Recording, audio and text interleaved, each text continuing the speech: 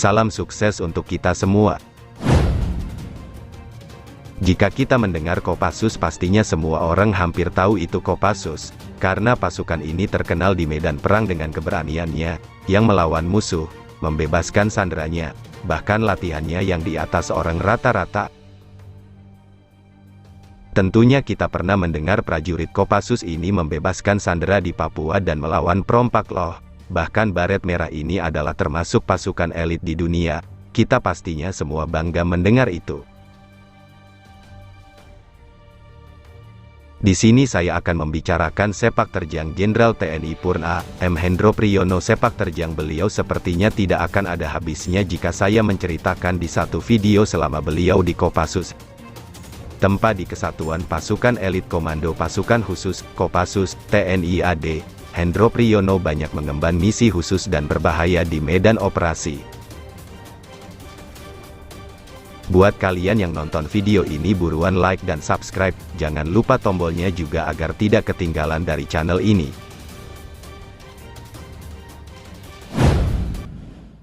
Jenderal TNI Prof. Dr. Abdullah Mahmud Hendro Priyono, ST, SH, MH atau sering disebut AM Hendro Priyono, lahir tanggal 7 Mei tahun 1945. Dirangkum dari buku Operasi Sandi Yuda, Abituren Akademi Militer, Akmil, 1967 ini menceritakan bagaimana dirinya menjalani berbagai misi di sejumlah medan operasi dengan nyawa sebagai taruhannya.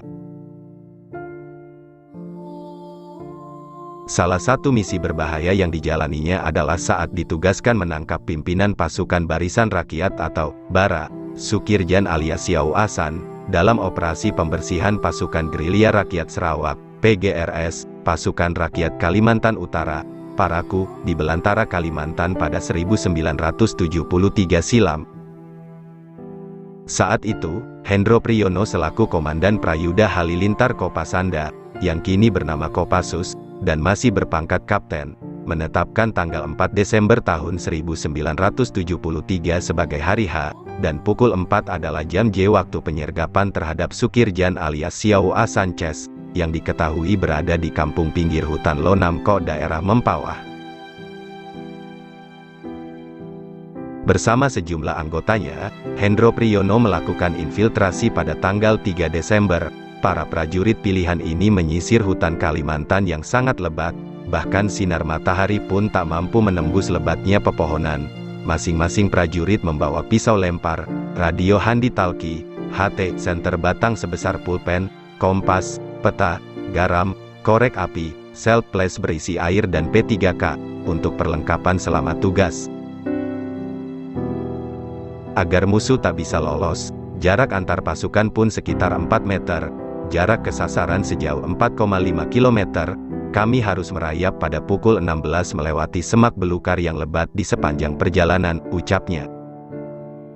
Agar tiba di sasaran tepat waktu, Hendro Priyono mengatur kecepatan merayap, kode hijau kecepatan merayap 10 meter per menit, kode kuning, kecepatan merayap 5 meter per menit dan kode merah yang berarti berhenti.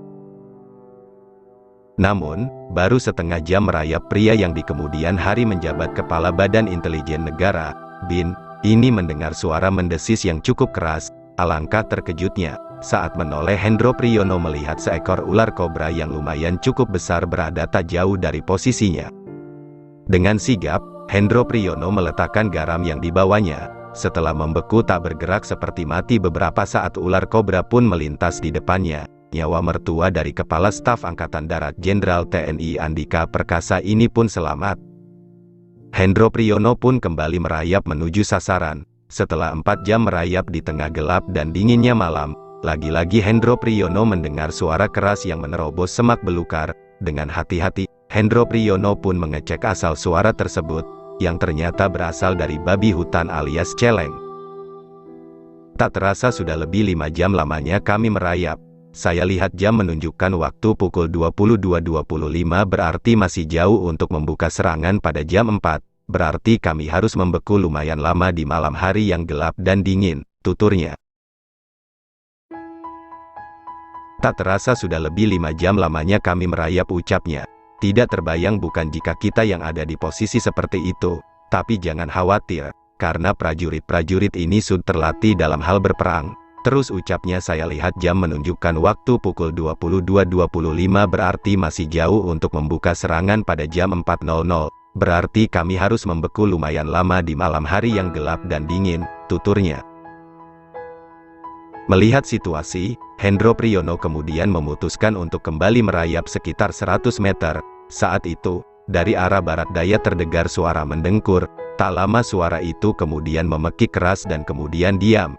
"Cak suara opo iku cak?" tanya Hendro Priyono kepada anggotanya Sersan 1 Julius Data. "Mungkin pos pendengar sasaran pak, orangnya bersenapan api tapi dia ketiduran," jawab Julius. "Hah?" kata Hendro Priyono. "Sudah saya selesaikan pak," kata Julius. "Apa dia mati?" tanya Hendro Priyono. "Siap," kata Julius, jawabnya. "Enteng, kau bunuh?" tanya Hendro Priyono. "Betul," jawabnya. "Astagfirullah," kata beliau sambil menarik napas. Setelah menunggu lama, jam J penyergapan yang ditentukan pun tiba waktunya, yaitu pukul jam 4.00 pagi. Namun, sasaran yakni Sukirjan alias Xiao Asan belum juga terlihat di podoknya. Meski sempat kecewa karena Sukirjan alias Xiao Asan tak berada di tempat persembunyian, namun Hendro Priyono tidak putus asa dan menginstruksikan anak buahnya untuk tetap membeku. Penantian panjang itu pun tak sia-sia. Pasi Intel Kodim Mempawah Kapten Mahmud dengan nama samaran Gatot Kaca melaporkan jika Sukirjan alias Xiao Asan baru saja kembali ke pondok tempat persembunyiannya. Infiltrasi dengan merayap pun dilanjutkan dengan kecepatan kuning mendekat sasaran. Akhirnya pukul 5.00 sampailah di kaki bukit yang hanya berjarak 200 meter dari tempat persembunyian Sukirjan alias Xiao Asan. Dari lokasi itu, tampak sebuah gubuk yang mengarah arah timur. "Kami kemudian merayap 50 meter lagi," ucapnya. Namun, baru beberapa saat memerintahkan pasukannya untuk membeku, tiba-tiba terdengar gonggongan anjing penjaga gubuk persembunyian Sukirjan alias Xiao Asan yang berloncatan mengarah ke pasukan. Saya kemudian meneriakkan komando, "Serbu!" sambil berlari sekencang-kencangnya ke gubuk untuk menangkap Sukirjan alias Xiao Asan. Upaya penangkapan terhadap orang paling dicari ini tidak berjalan mulus, karena Sukirjan alias Xiao Asan karena melakukan perlawanan, meski pada akhirnya berhasil dilumpuhkan Hendro Priyono setelah duel 1 lawan 1.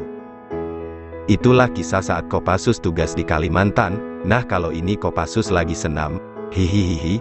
Jangan lupa like dan subscribe agar channel ini berkembang. See you next time. Thanks for watching.